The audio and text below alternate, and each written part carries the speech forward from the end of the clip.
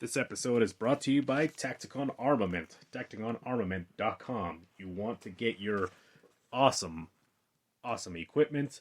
Look no further than tacticonarmament.com. Without further ado, let's start the show.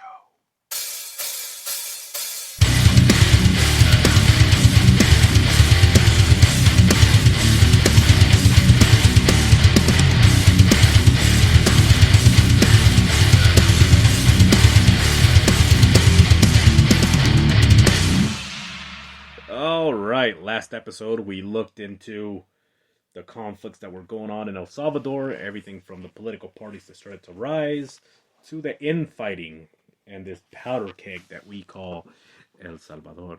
So today we're going to look at the American military mission in El Salvador. So let's begin.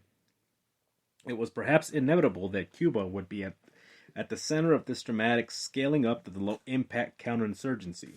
So there was a classified secret U.S. government intelligence report that was published in 1961, highlighted the perception of Cuba's key role as an incubator for revolution in the region. So let's look at what this says. It says, Castro's Cuba has become too much of the Latin American community, a living example of the radical breakup of traditional social and economic patterns.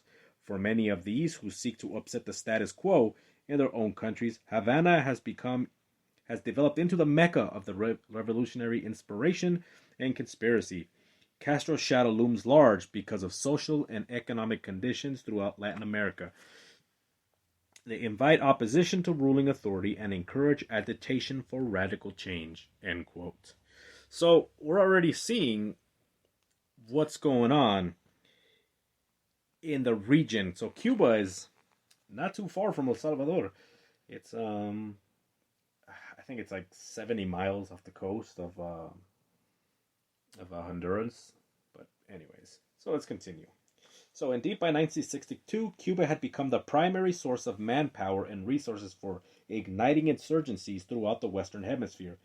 As stated in a 1964 State Department report, and I quote, "The primary danger we face in Castro is the impact the very existence of his regime has upon the leftist movement in many Latin American countries.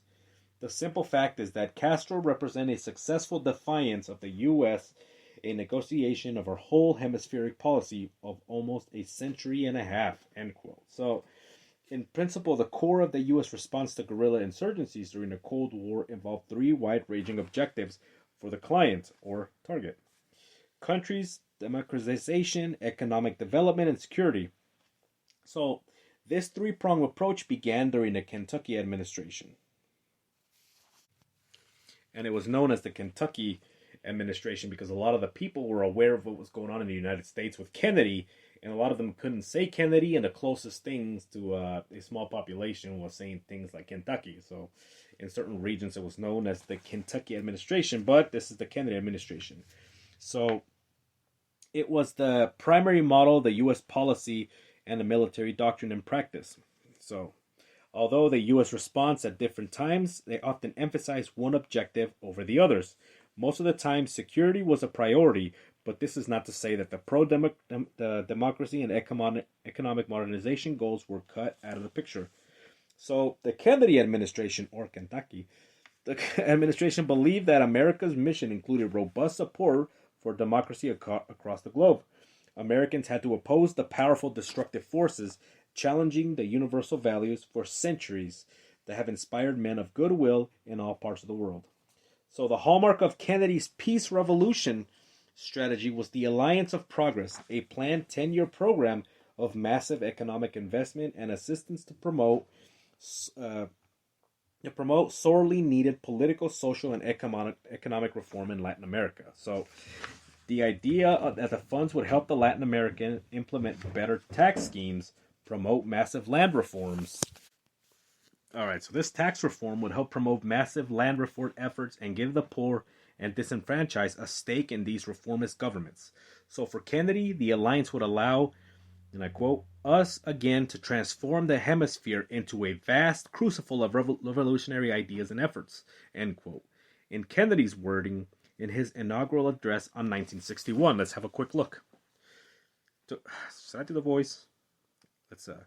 Let me give it a shot. To our sister republics south of our border, we offer a special pledge to convert our good words into good deeds in a new alliance for progress, to assist free men and free government in casting off the chains of poverty. But this peaceful revolution of hope cannot become the prey of hostile powers. Let all of our neighbors know that we shall join with them to oppose aggression or subversion anywhere in the Americas, and let every other power know that this hemisphere intends to remain the master of its own house. End quote. So, while this idea was new for a lot of people, it was almost unimaginable in places like Latin America, where,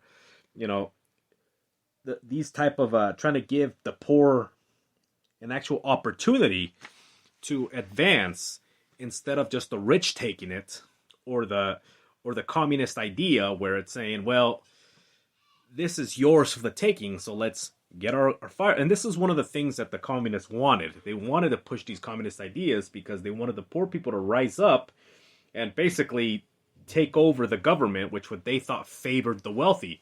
So they wanted to turn the poor into the wealthy, and then the wealthy, basically it was a vicious cycle, which when I look back on it, I'm like, man, I don't think communism is a good idea. So let's continue. So, while still an idealistic at their core, Kennedy's democracy-building initiatives were primarily about using non-coercive methods to stop communism. As part of the spirit of the Alliance for Progress, the Kennedy administration also did not oppose socially progressive non-communist reformers such as Romulo Betancourt in Venezuela and Jose Figueres in Costa Rica. Despite his efforts, the alliance failed to produce the democratic, stable Latin America that Kennedy had hoped for. This failure resulted from a number of political and economic factors, not the least of which was the number of reformist leaders with whom Kennedy could work remained small. So most countries had a few democratic institutions and were often ruled by militaries. The political imperatives of anti-communism undermined what was hoped to be the, and I quote, Marshall Plan, end quote, for the Americas. Kennedy often found it necessary to support stable regimes, which were at times repressive, to ensure that communism did not advance. 1961, an ambassador recalled. Murrett Williams served as the American ambassador to El Salvador from 1961 to 1964, and recalled in an interview decades later his telephone conversation with President John F. Kennedy soon before starting his new posting. Ambassador, I am glad that you are willing to El Salvador. Wow, this was a type-poor. That's not what it says at all. Let me kind of look up a different source here. Okay, the quote is, Ambassador, I am glad that you are going to El Salvador. Who typed this? Anyways, that's our number one problem. Williams assumed that Kennedy was referring not simply to El Salvador, but also to Latin America or Central America. Whether he meant El Salvador or the region more broadly, Kennedy's marching orders to Williams further reveal how seriously the United States took instability on its geopolitical backyard. As it would be the case 2 decades later, although on a much larger scale, U.S.-led efforts to push social and economic reform to El Salvador in the 1960s. They ran into opposition from the oligarchy. A Rhodes Scholar and career diplomat, Ambassador Williams often infuriated the Salvadoran oligarchy, who considered him a communist sympathizer, just as they would view subsequent ambassadors like Robert White and Thomas Pickering in the 1980s. Here's how Williams recalled the injustices that resulted in a communist-led revolt in 1932. And I quote, El Salvador's problems are deeply rooted in centuries-old injustice. A very few people owned the great majority of land, of wealth in the country. They were protecting that position by the military, which were all under their control. There had been in 1932 in El Salvador a big surprise which was attributed to the communists, which was called the Communist Conspiracy to overthrow the country.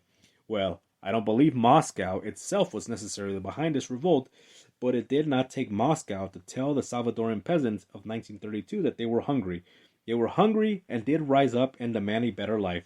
That created a very strong fear amongst the wealthy people in El Salvador that once again there might be an explosion from the unrest of the peasants. End quotes.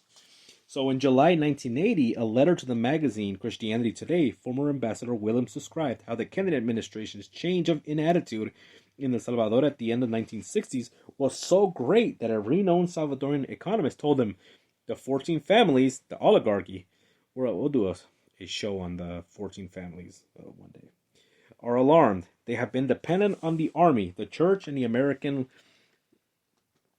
legation, the military mission. You make them afraid. Some American diplomats were not pleased with the shift from development to security under Johnson. According to Williams, Mr. Johnson's policy of using a strong arm resulted in building up the military's mission, which I have been opposed to, and ultimately, as the years passed, it meant more and more American advisors taking part. From the standpoint of the people of those countries, certainly those people in El Salvador, they look upon as their enemy.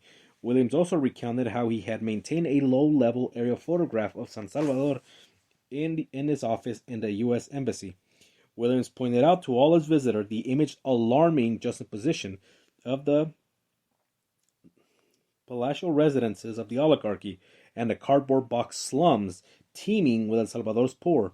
For Williams, the photograph suggested that an explosion was inevitable without social reforms.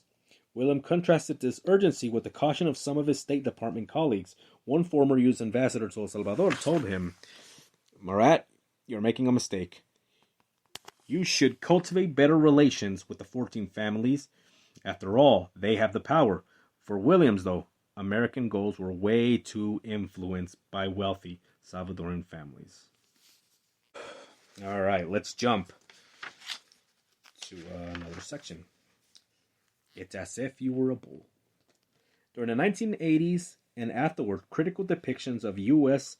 involvement circulated in the media. For instance, the editors of Progressive magazine in 1984 wrote the following, and I quote, "The rising level of political violence in El Salvador and the increasing military involvement of the United States began making front-page headlines in this country about 5 years ago, but the Central Intelligence Agency, the CIA, and the Pentagon set their interventions in motion much earlier. They have actively aiding official terrorists in El Salvador for more than 2 decades, often in violation of the U.S. laws, always in violation of Washington's pious rhetoric calling for an end to the violence." End quote. The allegations about U.S. complicity in the rising tide of violence were given credence by evidence that came from Death Squad leader Colonel Jose Alberto Medrano, who reveals his close ties with President Johnson and the CIA during hours of interviews. The next episode, I will do the death squads, so you guys can look into that or wait for that. During hours of intervention by foreign journalists in the early 1980s, Medrano described how he traveled frequently to the United States to consult with the CIA during the tense years of the Cold War, when Washington was using economic development and counterinsurgency to stem another Cuba in its own hemisphere. In July 1968, he even received a medal from President Johnson, reportedly recognition of your exceptional service merits. According to Medrano, Johnson told him, "I know everything about you, Medrano. They're doing a good job. I know your pedigree. It's as if you were a bull." Hence the name of this section. Anyways, where U.S. training and doctrine intended to create a bolster intelligence and security agencies, or they were meant to encourage death squads, elements of the former unquestionable ended in the latter. But it is harder to determine whether this is what the U.S. government wanted. What Medrano had done to merit such accolades from the American president was he recalled to, and I quote, "establish a rural network, orden, whose function was to indoctrinate the campesinos with respect to the advantages of a democratic system and a disadvantage of a communist system." Orden had the double mission of preventing communism and compiling information on individuals considered suspicious. Medrano indicated that you could discover a communist by his way of speaking. That was actually very, very big during the Cold War, in Cuba and in Russia. Generally, they criticized Yankee imperialism to speak against the oligarchy, against the military. We can discover them easily. Once these individuals were identified, the information would be passed to Orden's central office, where roughly 100 people worked. From the intelligence would end up at the Presidential Spy Agency, the ANESAL, where, according to Medrano, we, and I quote, would study it and pass it to the military president. So they took the prospective measures. He added, in this revolutionary war, the enemy comes from our people. We don't provide them with the Geneva Protocol. What? They are traitors to the country. What are the soldiers supposed to do? Where they find them, kill them. Medrano would subsequently publicly reveal that Orden and Anesal were suggested by the Department of State of the CIA and the U.S. Army. Green Berets during the time of John F. Kennedy were formed, whose specialized agency to combat international terrorism. We were preparing a team to combat communism. Medrano also contended that Arthur Simmons, the U.S. colonel in charge of the Green Beret at the time, was the key of the creation of Orden. Orden's size meant that 1 in 50 Salvadorians nationwide was a government snitch or enforcer, usually helping to repress members of their own social class. Out of the rural networks emerged one of the most infamous death squads, Mano Blanca, which means white hand.